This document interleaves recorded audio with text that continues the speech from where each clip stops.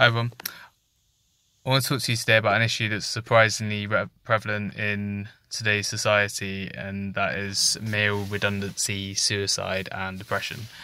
But today the video is based on my own thoughts and feelings. A lot of it's based on academic research and scientific studies that I've read in the past, and I'll reference what I can. A lot of it is just based on personal experience of dealing with these issues and being surrounded by a large number of people that are equally going through this phenomenon. So it's surprising because what we would traditionally think of as being causes for these conditions are not really prevalent, are not present rather in today's society.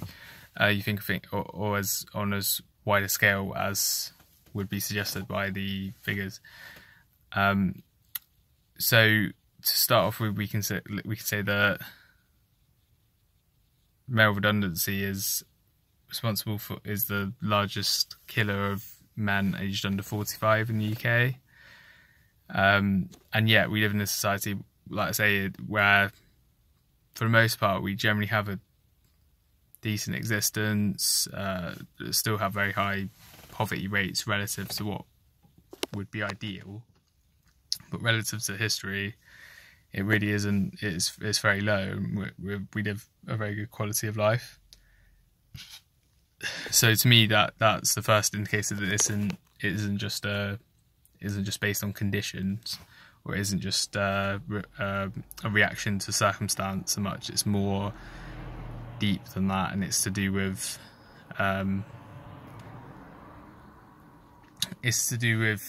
physiological events that are going on. And there's all sorts of research on it, which I'll talk about in more detail, but not in this video. What I wanted to say here is that we're seeing a lot of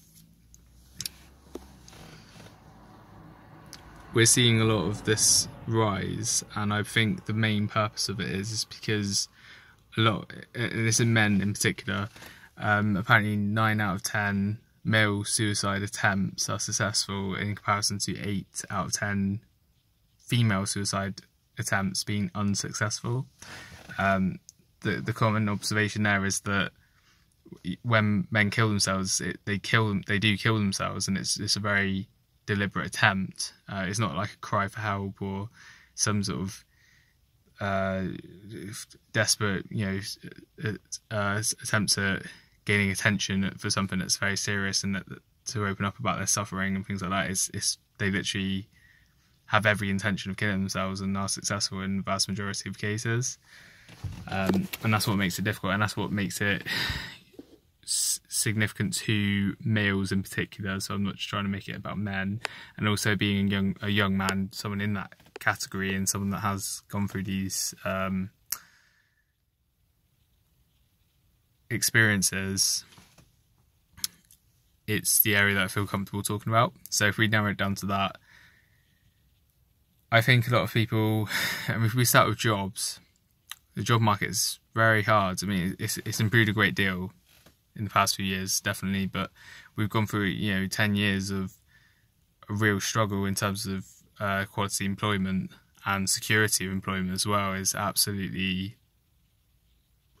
I say it's a record low, but if you look back before sort of the Second World War or so, it was a damn sight worse. There was sort of casual labour was the norm, and there was no sort of social welfare state or government support as such, or there's very little of it where it did exist in history. Whereas we do have that infrastructure in place now, and things like healthcare and housing, and there is things in place. There is somewhat of a safety net there. But compare it to the sort of any time after the Second World War, it's very difficult to. We're in the worst position yet in terms of job security, I would say. Things like 0 hours contracts, prevalent, minimum wage, which doesn't cover the cost of living, makes it very difficult. So and then, you know, not knowing if you've got a job the next day or whether you've got enough work for the next week to pay your rent, and this constant stress. A lot of competition, a lot of losing, being denied, failing constantly. A lot of things like social media, where a lot of cases where you would socialise in person, and a lot of places where you could build confidence being around other people is now behind the screen. A lot of things like in your sort of sex life, for example, if you're approaching women, a lot of them are on Instagram, they're getting a lot of attention and likes from people around the world and things like that. So there's a lot more competition in that respect. You know, you're competing with a lot of people all over the world. They're interested in someone that maybe just you see down the pub or something, you know. Whereas in the past, you would literally be one of a group of males that would be in your local area that would, you know, that a woman would interact with. So your competition is limited to the group of males that are single and interested in that woman, sort of thing, in your local area. So suddenly the whole dynamic has changed in a massive way, and of course biologically and sort of mentally, and you know, we haven't just been able to adapt with that. So we're still trying to cope with this change. And a lot of what you find is there's this constant cycle of rejection, and yeah, it can be incredibly difficult if you're not at the very pinnacle of you know, desirability in terms of the employment market, in terms of yeah, sort of trying to think how to call it, sort of romantic interactions, you know, in the sort of market that is, you know, if you're the supply of men and the demand for men, if you like, is an extremely competitive position. So, you know, you're much more likely to be constantly denied in those respects. And same with friendship groups.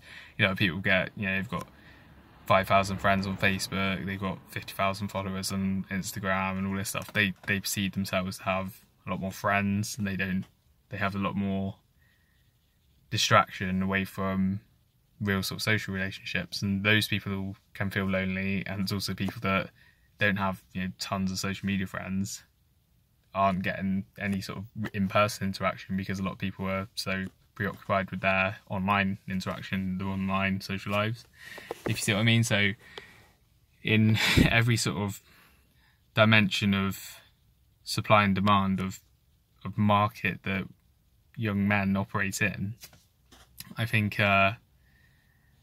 it's extremely difficult to compete. And what you get is I can go into so much detail on this, but to keep it simple, there's studies, but one person listen to is Jordan Peterson, which I linked to. Is absolutely fascinating, amazing person. You should definitely check out. But he, what he talks about is the constant loser in any sort of hierarchy. So, you know, if you lose in employment, you lose in friendship, you lose in romantic life, you lose it, and so you end up shut out. And with competition being so great at the moment, and keep becoming more and more competitive, you get these people that are that pool of sort of losers, the people that don't win at anything, sort of thing, becomes wider and wider. And of course, the lack of positivity and sort of perceiving to be getting anything from out of anything is lower and lower as you go on, which is which you can imagine, you know, is extremely difficult to deal with. And what I want to bring the conversation to is away from all the problems and what are the solutions. And again, it's something I've thought about for years. You know, this is something that's been on my mind for a long time, and I can talk about it forever. I'm trying to keep it concise. But again, Jordan Peterson I was watching a video of his, and he summarised it, my thoughts on it really, but more in an academic context. So I'll try and sort of paraphrase what he's saying, is that you should find a sense of purpose. You need to fix your own problems at the very basic minimal level, and make sure and try and focus on becoming a better version of yourself in every aspect as possible. And you can only take, baby steps, and you've got to be patient and give it time. You've got to take each day at a time and just try and step towards a vision of happiness that you would have. Equally, you've got to, and then if you feel comfortable in yourself, if you start to come to terms with, your own problems, and, that point can be reached, and I feel like I've reached that. Look at those around you. How can you help others? How can you add value to their lives? How can you give more to them and have a purpose in that respect, and that your purpose is to improve the lives of others, or to decrease the suffering that they go through, because you've been there yourself. You know what it is to suffer, so you try and reduce the suffering that they endure, and in itself that gives you a prophecy, or gives you a purpose to fulfill, and you feel that you have a value, which reduces the redundancy and the rejection, even if it isn't the sort of exactly what you want. You might want loads of money, might want a job that you absolutely love, you might want a model for a wife, and you might want 5,000 friends on Facebook, and they love and support you and give you so much reinforcement, confidence, and constant sort of interaction.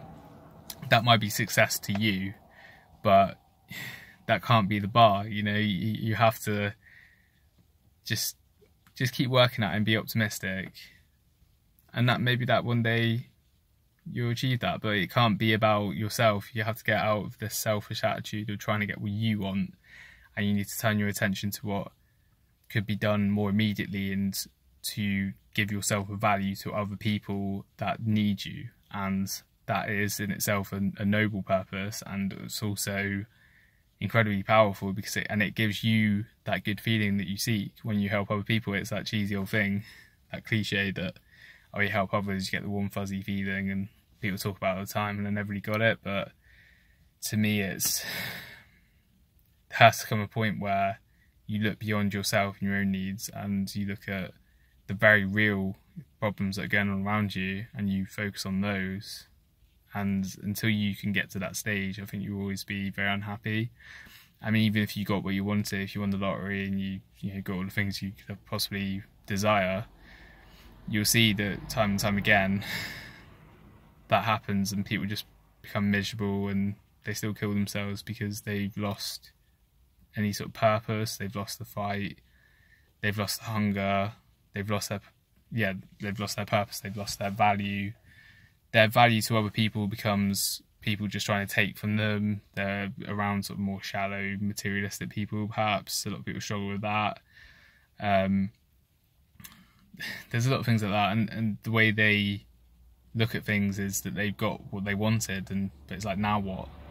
What's now? And you could have fought so hard for it. Sort of achieved what you fought so hard for. You've reached the top of Mount Everest. So what now? There's no higher peak to climb. So so it's inherently limited, yourself and your own desires, and trying to be the best that achieve what you want to achieve. You can achieve it. The point is, what value do you add to other people's lives? What value do you add to your community? And that could be locally, or it could be online, or it could be people in the world. What do you add to a cause, or sort of reducing suffering around the world? What are you doing to sort of try and figure out more peace, or end world hunger and things like that? Think of stuff that's vastly larger than you, and is so, going back to goal setting,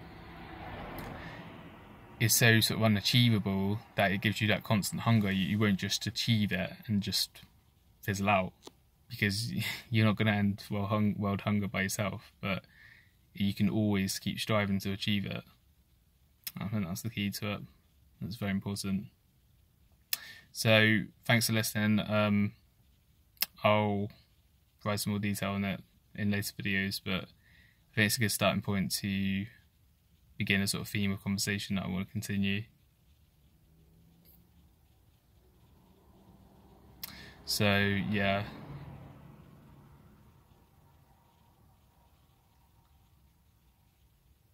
Appreciate you watching. Thanks for your time. Bye.